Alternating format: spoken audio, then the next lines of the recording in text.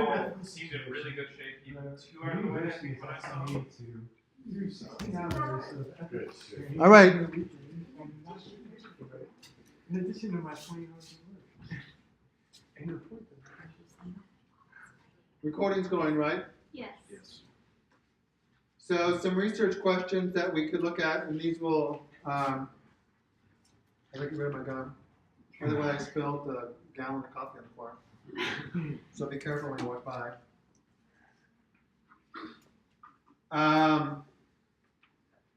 Of course, as we talked about, with MANOVA, we can look at our main effects, we can look at the interactions, we can get some sense of how important our dependent variables are in terms of organizing them hierarchically. We might be able to do specific comparisons, or we could do specific comparisons, that is planned comparisons, as we've talked about in the past, where we're not interested in looking at all possible comparisons for one of our independent variables. Maybe we're only interested in group 1 versus group 3, and we don't care about 2 versus 3 and 1 versus 2. So we can do those kinds of planned comparisons. We can look at the impact of the covariates. And even though we don't talk about it in this class, and it's not a framework that we'll look at, but it is a powerful one, is repeated measures, where the design would be, and sometimes we call it within participant design or within subject design, where we get some data at time 1, and then at time 2, from the same people get more different data or more data, and then at time 3 potentially capture some more data. So we have repeated measures, and it could be all within the same experimental setting. The time could be seconds, minutes, hours, days, weeks, years, depending on your design. And so we can do repeated measures, MANOVA, repeated measures, analysis of variance, or repeated measures analysis of covariance. So we don't, it's sort of an odd, I'm not quite sure why I had that piece there, or that last point there, but I guess just to make the point that we could do repeated measures analysis if we want to, although we're not going to touch that for this class. So just a few considerations. You need to have more participants or cases. Participants, if your unit of analysis is individuals, you need to have, at a very minimum, you need more cases than you have dependent variables in every cell. And so let's say you have 5 dependent variables. You need to look at your cell means, not the marginal means, but look at the cell means. And the cells should all have at least more cases than dependent variables. So if you have 5 dependent variables, you need to make sure at minimum that you have at least 5 participants in each of those cells. 20 per case, 20 per cell would be clearly better than just meeting that threshold of having more cases than you have dependent variables in every cell. And so the level of measurement of the independent variable can be anything that identifies groups, just as we did in ANOVA. The dependent variables are measured on a continuous scale, and the dependent variables need to be normally distributed. And so just a couple other points that we can make. Your observations need to be independent of each other, as we have talked throughout the semester. At some point, perhaps the next slide, I make the omnibus test that we do, or the omnibus tests, plural, that we do, is really the analysis that we're doing is exactly the same as a discriminant analysis. So if you've ever run across discriminant analysis before, that is the analysis that's being done. And what we do with discriminant analysis, we try to we try to use the values of the dependent variables to predict a value on an independent variable. And so we want to be able to discriminate and group our participants based on, again, some value of a dependent variable. And that tends to work better when our dependent variables are negatively correlated.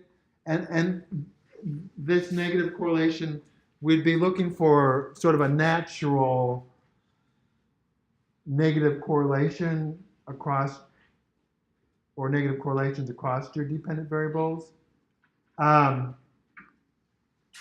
Because it doesn't, I mean, you could just revert, if two variables are positively related, if you reverse coded one of them, then it's going to be negatively rated, and that wouldn't get you anywhere. You would just have to, so in this case, we're looking for negative correlations among the dependent variables, and again, those negative correlations have to be, they can't be synthetic, that is something that you created by just reverse coding one of your dependent variables.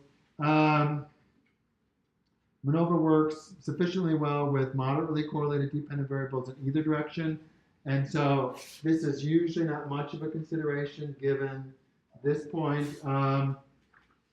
If you have, let's say your dependent variables are correlated, 0.95, 0.87, you're really measuring the same thing. For the most part, look at your data. There's not much difference. High in one would be high in another with correlations that are that strong.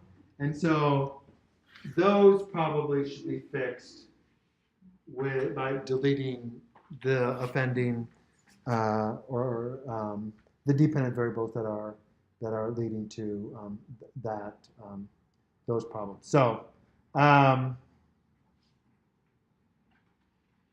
Make sense? So thinking about steps, we're going to start by looking at the omnibus results. And if there's significant omnibus effects, and we'll have the same, if we have covariates, we'll have effects for each of our covariates. And then we'll have an effect for each of our independent variables.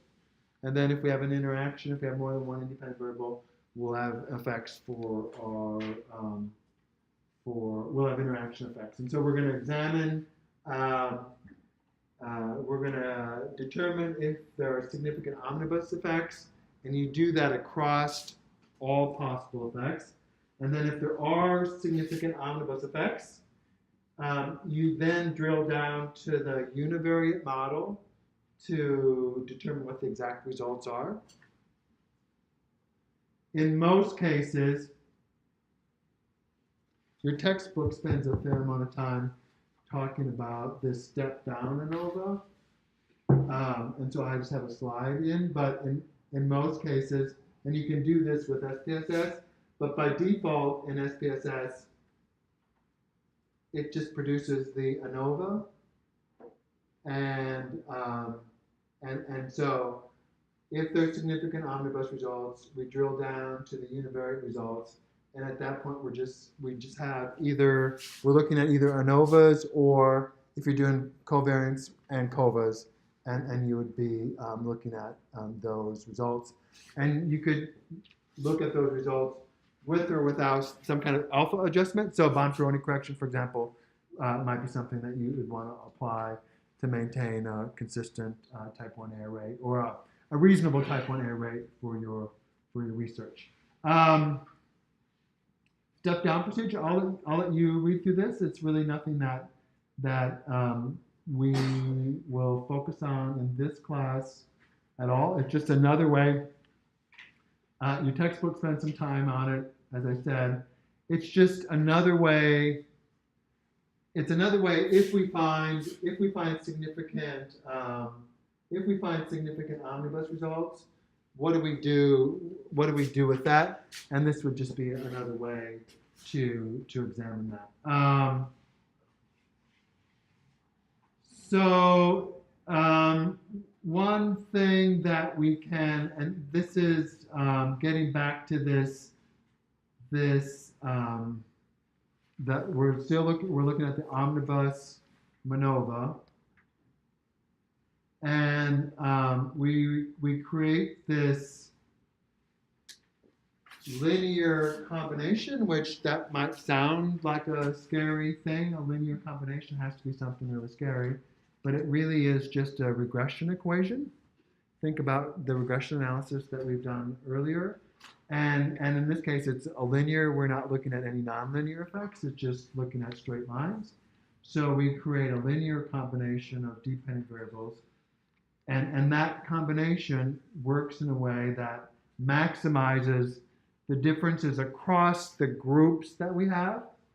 And so this is mathematically the same as a discriminant analysis. And in fact, the omnibus statistics that you get would be exactly the same omnibus statistics that you get as if you went to SPSS and did a discriminant analysis. And what you do with the discriminant analysis is you flip your independent and dependent variables around.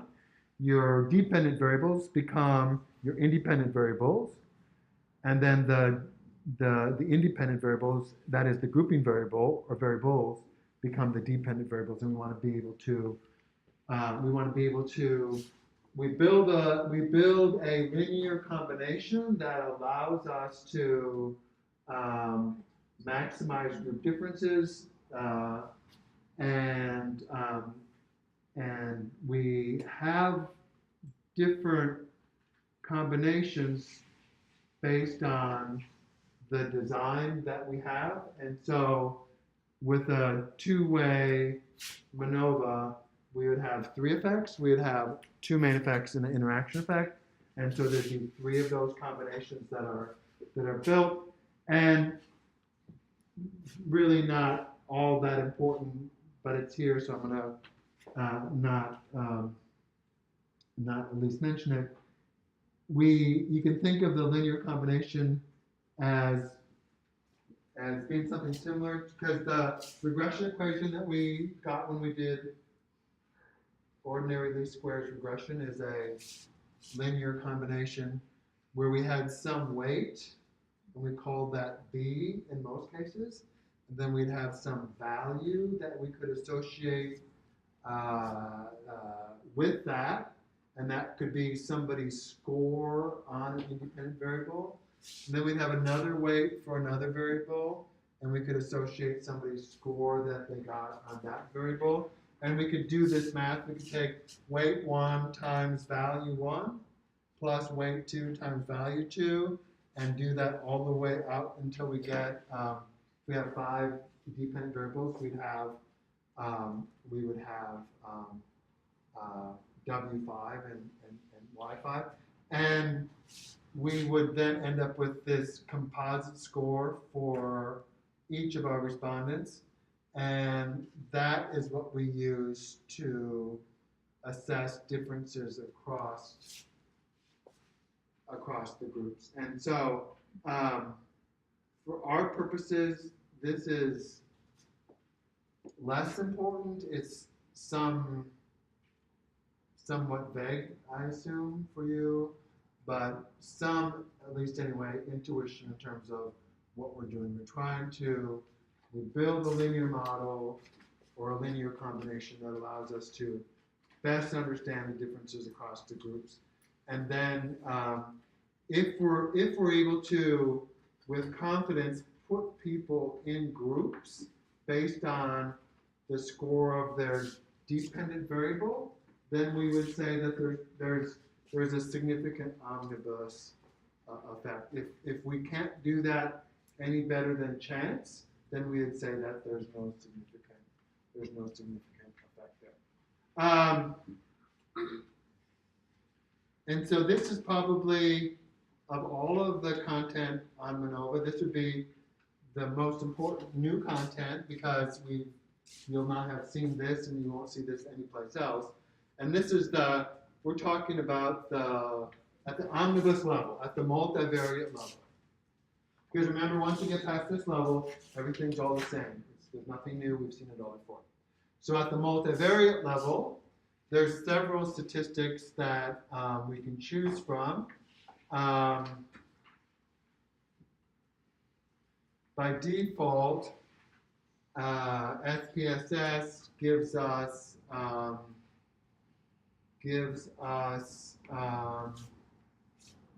these 4 multivariate statistics, and you have to choose which of those 4 to use. In most cases, the choice is pretty straightforward, and if you just do a one-way ANOVA with 2 groups, it would be a one-way MANOVA with 2 groups. So you have, let's say you have 5 dependent variables, 1 independent variable. That independent variable only has 2 groups. All 4 of these will have exactly the same value for whatever it's worth. So you could report any one of them, and you would statistically you'd be reporting the same thing. By far the most popular is Wilks Lambda, and that's the one you almost always. I've never reported anything different. Sometimes I'm tempted to, because there are. I don't know where we get the name Roy's largest root, but that's one of the names for. Somebody could do some research and find out who Roy is and why he decided. I assume that there's some mathematical.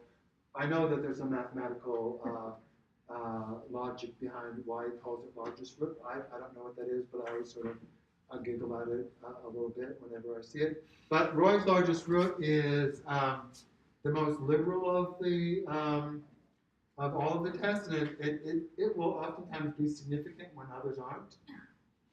And so I'm always sort of tempted, but or sort of sneer at it. I wish the other ones would be the same as that test. But the clear winner in terms of what to report would be use Wilks Lambda. Some suggest using, I would pronounce it Flies. How would anybody else pronounce it differently? P-I-L-A-I apostrophe S, Flies trace, is how I've always pronounced it. If there's significant violations to the MANOVA assumption, so it might be, it might have to do with the maybe you violated the assumption of heterogeneity of variance, or the Levine's test. But in my experience, with the exception of Roy's largest roots, Wilks Lambda, Holden's trace, Flies trace are very similar. Not substantively different in terms of whether it's something that's significant or not significant. Roy's largest root would be sort of the outlier there. So I don't know when you'd ever report that.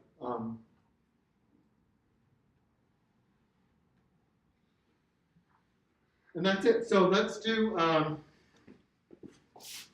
let's just do it so we have it. I'm pretty sure if I said, hey, Ron, well, I did say that. And I'm pretty sure I don't have to walk you through the SPSS, because you've all used SPSS enough now.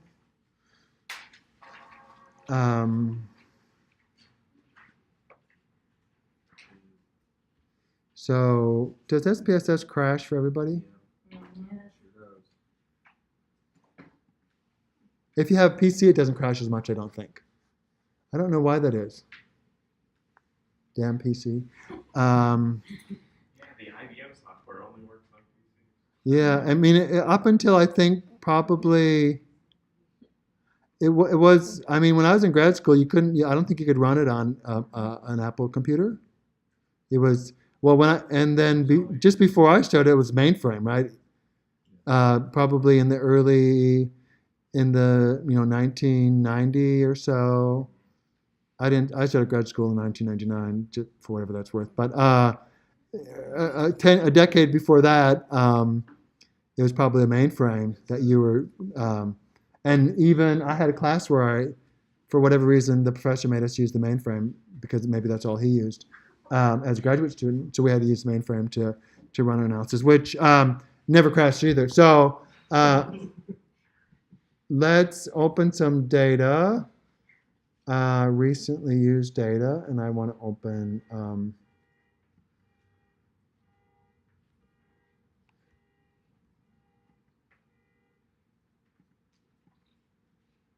so you should be able to download this file, and these are I exported the results, and I'm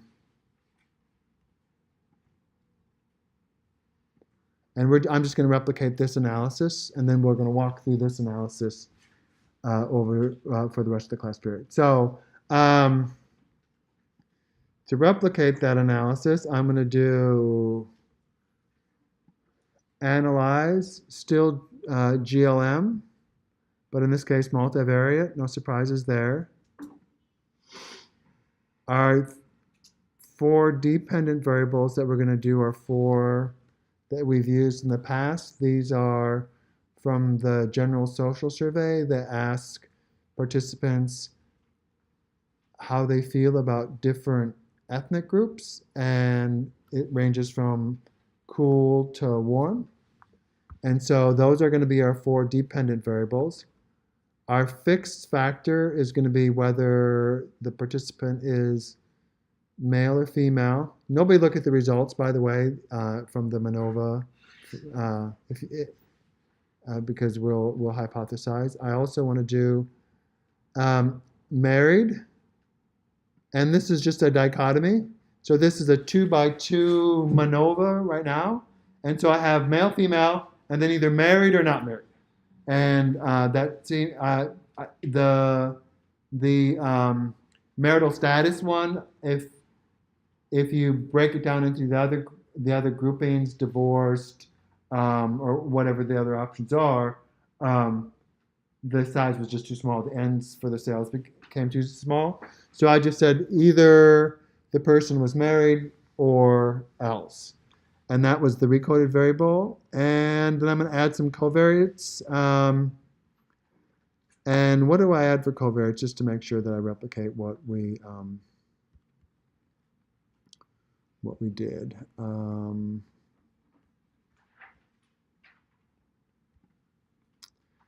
I did age, education, just age and education. So we want to know if males or females feel warmer or cooler about other ethnicities, and whether if you're married or not matters. But we want to covary out how old somebody is. Seems like we could make an argument for that pretty easily. And we want to covary out levels of education. This isn't a communication study, by the way. There's nothing here. I could have put in how much they watch TV, and we could call it a communication study, but right. But I'm not even going to put that in there. So we wouldn't call that. We wouldn't. So don't tell Michael Kramer that I'm showing you results that are not communication. Although I don't think he would scold me too much. So what else do we need? We're going to do plots. And so we could think of this the same way as we would think of the plots that we built with ANOVA. And in this case, it's going to build a plot, one for the averages for how they feel about African Americans, one for how they feel about Asians, one for how they feel about Hispanics, one for how they feel about whites. And I'm going to add that. I could do the opposite, but it would, because they're both the 2 independent, male or female, 2 groups, married or not married, 2 groups, it doesn't seem to me like the difference would matter that much in terms of looking at the plot, so I'm not going to do that. The post hoc is grayed out because I have covariates. I don't need to save anything, but for options, I'm interested in my estimated marginal means, and so I'm going to do this. I'm going to say compare main effects And I'm going to do bound for any correction just to say that we've done it. Descriptive statistics, estimated effect sizes, homogeneity test. What else do we do? I think that's it.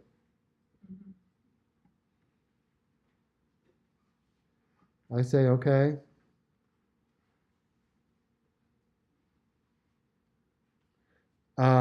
And there's the output. This output should look similar to what we're going to look at and what I posted to the course website. By the way, I talked to, was it you, Brittany, who said and the same thing had happened to me, the preference? Oh, I turned my syntax on. Yeah, it did the same thing for me. And so why, I don't know, but it's this little flag down here. If it stops printing your syntax, hopefully you catch it right away. You don't do all of your homework. If you do all of your homework and it wasn't on, send me an email. I'll probably help you feel bad for a little bit, and then ask you to just redo it. It won't take that long, will it? And then, but it did for some. Who knows why it did. I would never uncheck that. Nobody else ever uses this computer, and so somehow it Mine did too. unchecked itself. Yeah, but when you export it as a Word document, it'll have the syntax in there. Yeah, I've seen that, but I want it in the syntax just in the edit. And so I don't know what caused time change that we had a few weeks ago, or who knows what it could be. But anyway, so if anybody else has that same struggle, it probably happens only if you use an Apple and not if you're have a PC. So I'm not going to take us through these results. I'm just going to look at these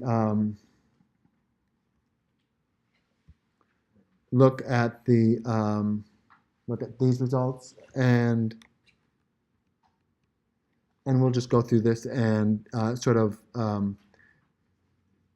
piece by piece. And so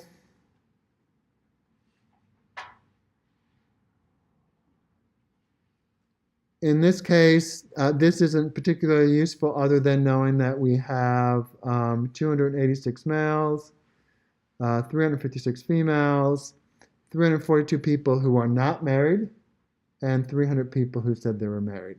Not a lot of value here. Are those the cell or marginal means? Or cell or marginal ends? Marginal. Yeah, those would be the marginal ends. And those should square with the values that we could get here.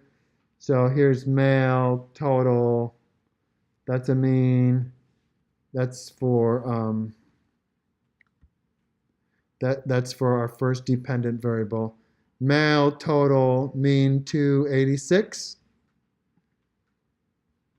Male, total, n equals 286. So they should be the same.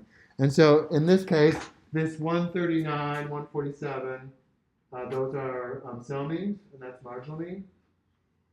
Cell, marginal. And then these are totals. But then it repeats itself, right? 139 starts here again. And then it repeats itself because just different dependent variable, but the same cell sizes. One of the things that you'll note as a difference, somebody remind us what listwise delete is? Or listwise end, sometimes we call it. What is a listwise? If we listwise delete people, or if I say, what's the listwise end? It's If there's missing data in the response, then it eliminates that response from the Yeah. So it's if the data is missing and we're listwise deleting, those are going to be eliminated from the analysis. And so when we do MANOVA, it's looking across all of your dependent variables and your independent variables and your independent variable, or and your covariates. So your DVs, your IVs, and your covariates. And if there's any missing, they're going to be excluded from the analysis. And so that's the ends that we have here. And you might do just an ANOVA with one of your dependent variables, the same two independent variables, the same set of covariates, and you might end up with different ends because maybe the missing data maybe the missing data is on the dependent variables. And so that would be something that that would be the only place you would find a difference between this analysis and once we get to examining the ANOVAs. That's the only place you'll find there to be a difference, is because when you do MANOVA, it list-wise deletes across all of your variables, and so you might have slightly different ends, particularly if one of your dependent variables has different has more missing data than one of the others. So these descriptive statistics are useful for us. In our case, we're a little less interested in these, not uninterested, but slightly less interested because we're doing MANOVA, and so we're making some adjustments to our means based on our covariates. And so I wouldn't even be reporting these as part of our research. I'd be reporting the estimated marginal means. And so that's the descriptive statistics. The box test is sort of it's a multivariate version of Levine's test. It tends to be sensitive in most every analysis that I've ever done. It shows up as being significant. I'll be curious if you find the same when you do this homework. But there is probably not a whole lot that we do other than potentially you could make the argument that you've missed this assumption of MANOVA, and so you're going to use one of the, you're not going to use Wilks lambda, you're going to use Fillet's trace as your multivariate test. That might be what you would do. There probably wouldn't be a lot. There wouldn't be a lot else that I would do here because I'm just so used to seeing this be significant because it does seem to be fairly sensitive. So I wouldn't spend a lot of time fretting over this or a lot of time trying to diagnose what the problem is there. And so some descriptive statistics are test of homogeneity. And then we get to the multivariate test. And this is the part that would be different. So we have, for our first covariate age, we have 4 multivariate tests that match up with the same test that I gave you on the slides. I would tend to use just Wilks lambda. In our case, see if I can just highlight that. In our case, that is significant, and the effect size is 0.024. So we would say small, medium, large. 0.024, partial eta squared. Closer to small? Yeah, closer to small, closer to 0.01 than it is to 0.09. Yeah, I've got 0.03 in my brain too for some reason. But it's closer, but it is 0.09. And so what we would report here is you need to report the because you did a multivariate test, you need to report the multivariate statistics. What I would report here is Wilks lambda is equal to 0.976, 0.976, and then I think what I do is parenthetically, F is equal to, no, I just do comma. So I do Wilks lambda is equal to 0.976, comma, F, 3.95, with degrees of freedom, and then I do parenthetically, DF equals 4 and 633, close parentheses, comma, P is less than 0.01. Partial eta squared is equal to 0.024. And so you need to do that. You need to report the multivariate test. And so what what this tells us is across our 4 dependent variables, age did matter. There was a significant adjustment to our means based on the individual's age. So there is a meaningful relationship between age and how people responded to those questions. And I don't remember what that is, but I would theorize that as age increases, people feel cooler. Do you think? No? Let's hope. Now we have to answer that. Didn't we do this once before? No, that was church attendance, wasn't it? So I want to just do correlate, bivariate, and I'm going to do these. Those 4 in age. And keep my fingers crossed. So, yeah, they're all 4 inverse. Or you can look here. As age increases, people feel cooler towards their fellow humans. Right? Because these are all negative. So, and these are all significant. So I'm not surprised that the multivariate test was significant. Does education matter? Is education significant? Yes. How does that work, do you think? Is it as education increases, we feel warmer or cooler? Let's hope for our sake.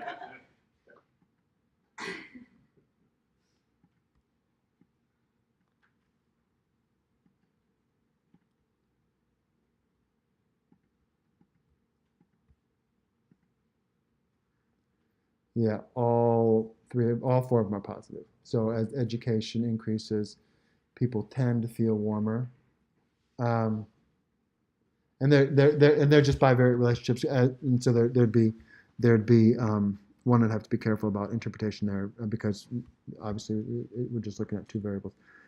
Getting back to our results, so we'd also then report the, and what I would do is at the multivariate level, report all my statistics, and then I would look at the individual results for each of the where there are effects. Looking at our 2 main effects, are they significant? So this is the significance column, and the last column is the effect size. So for No and yes. no, so whether you're male or female doesn't matter. No. If you're married or not married, Yes. it does seem to matter. We don't know, does it matter across all of the dependent variables? This doesn't tell us that. It may or may not. It might just be, it could just be one of the 5. It will be probably at least one of the 5. And then how about the interaction between the 2? Yes. And so where would we start? The interaction. Yeah, we would follow a similar strategy. We would start with the interaction.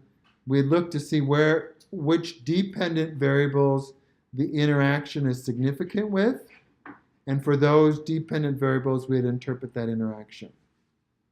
For those dependent variables where it wasn't significant, we might look at married to see if any of those are significant for the main effect of being married, right? Does that make sense?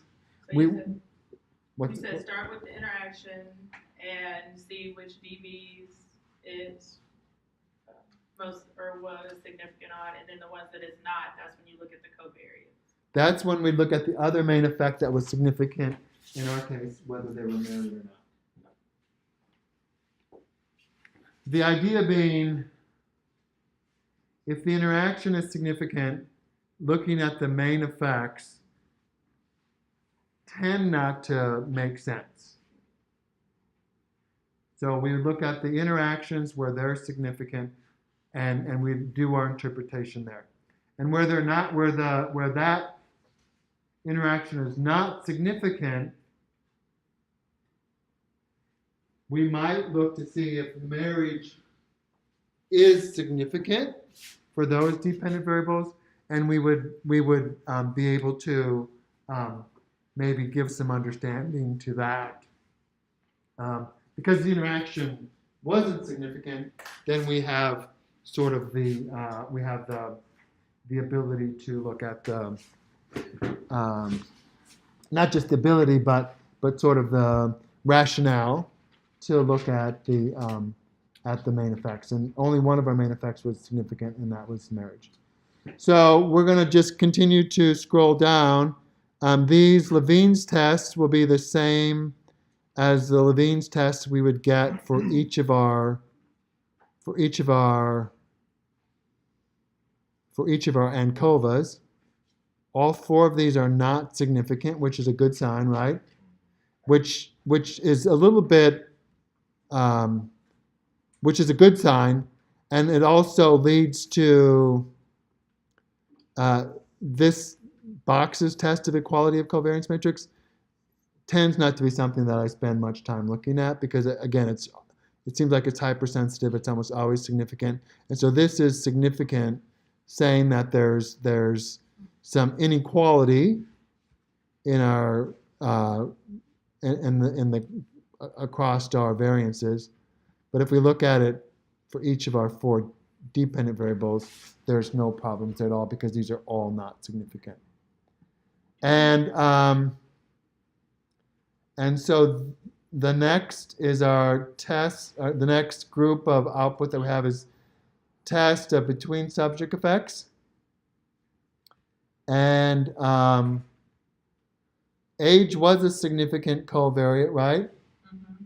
So if we were curious, was age a meaningful covariate across all four of the dependent variables or not? And we could do that, and we see that it was for how they feel towards African Americans. It wasn't for Asian Americans. It was for Hispanics, and it wasn't for Caucasians. So even though the omnibus effect was significant, it only mattered. It only made a meaningful adjustment for two of the four dependent variables, right? Education, we could, again, look at and get some understanding of that covariate, and that seemed to make a more consistent adjustment across all four of the dependent variables, because all four of these are significant. Whether they're male or female, we don't have the statistical evidence to look at that, right? Because there was no omnibus main effect for whether they were male or female. So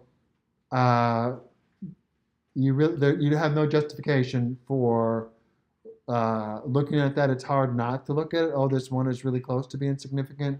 I really, really wish it was significant, but because the omnibus effect wasn't even close to significance, you really have no. If you're going to use the MANOVA framework, you can't abuse it, and you can't sort of pick and choose where you're going to use it and where you're not going to use it. So we would just go by whether they're male or female. Married, we have some probably work to do there, but where we need to end up is on our interaction. And so the interaction wasn't significant for the dependent variable, how they feel towards African Americans. It was significant for how they feel towards Asian Americans. It wasn't significant for how the respondent feels towards Hispanics or how the respondent feels towards Caucasians. So only one of the four dependent variables there was significant. And so our job would be to then try to understand what's the nature of that interaction. How is one of the independent variables influencing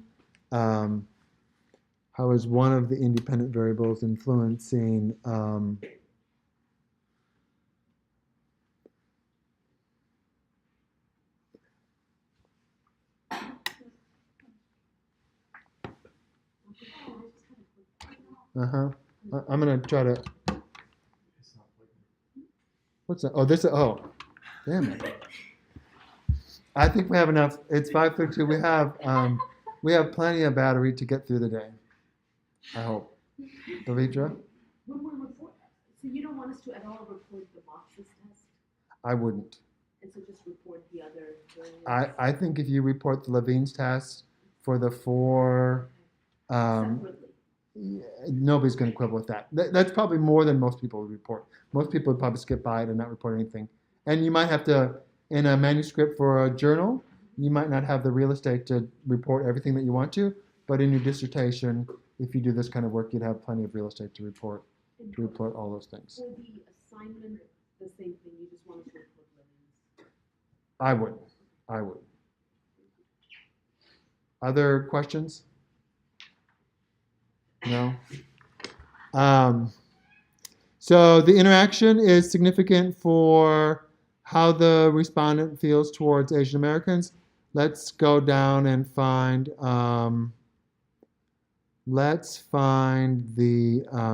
graphs. And so I did both graphs. I guess in the example I didn't do both of them, but for whatever reason when I ran this last night I did both of them. So these are the estimated marginal means, so they're controlling for education and age. Study that for just a minute and then try to articulate the nature of the interaction.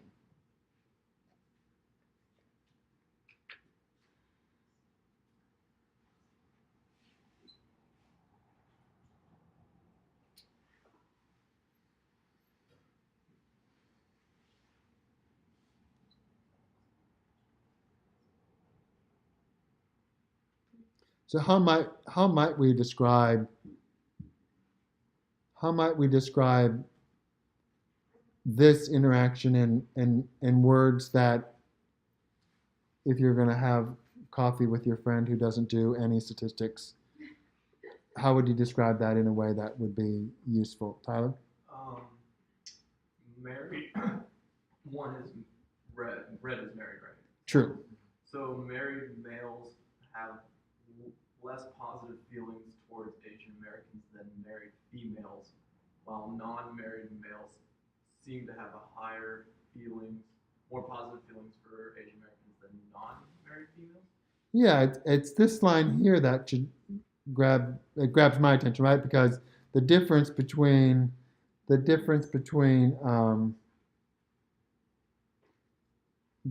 males and females is most stark if we're looking at whether they're married or not married, right? The difference here, while there's a difference there, it's not nearly as large as the difference for the married group, which sort of gets to and this is, I think, what Tyler was describing. This, you were describing this difference here, right? And this difference here. I have no idea what this means theoretically, or it's probably, we could go get more general social survey data and see if we could replicate this with other years of data.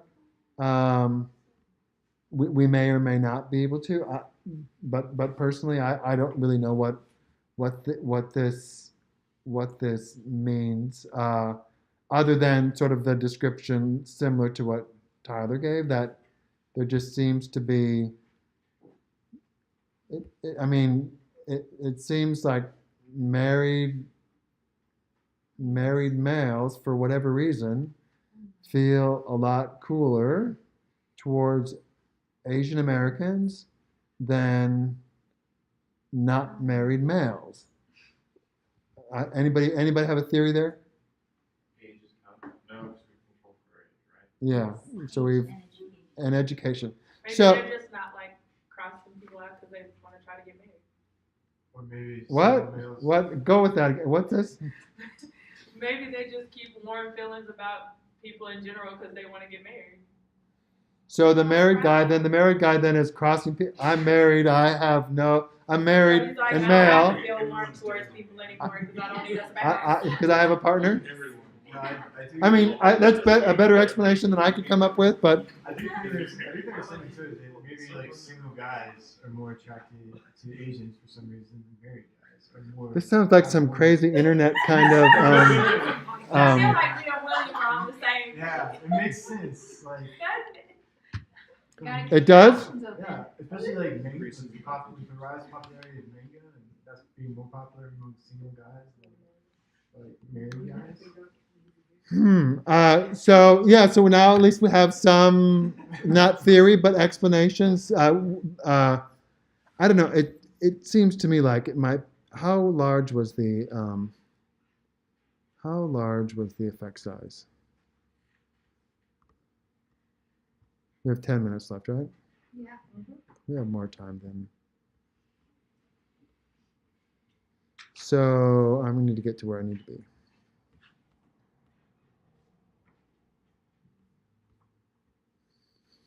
So the effect size is Really small. less than 1%, right? So small. We wouldn't say it's greater than we'd expect to get by chance. It's not zero. I don't know. I would be a little suspicious. Just because by nature I am, but that this is just if you run enough statistical tests, eventually you're going to find some effects in this. If we did a Bonferroni correction, this 0.027 would wash out pretty quickly because we're not making any corrections here, and we've done a whole. So I wouldn't jump to any conclusions about what this says about males and females and any ethnic groups. But so having said that, just to sort of finish so the interaction was significant for that one dependent variable, how the respondent feels towards Asian Americans. It wasn't significant for the other three. And remember, married was a significant main effect. And we see that there is a main effect for how the respondent feels towards African Americans and married. And that's it, right? There's not a main effect for Asian Americans, Hispanic Americans, or Caucasians, right? And so we have one main effect. How would we go? How would we interpret? What would be the next step? This doesn't tell us anything, but there's a difference, right? Where would we look, or what would we look at? Not where would we look, but what would we look at to understand that difference? But it's a main effect. Remember, the graphs are for the interactions. Yeah, we could just look at the estimated means, because the graphs will have the cell means, and what we want are the marginal means. And so we're going to find our estimated marginal means, and we're going to find those for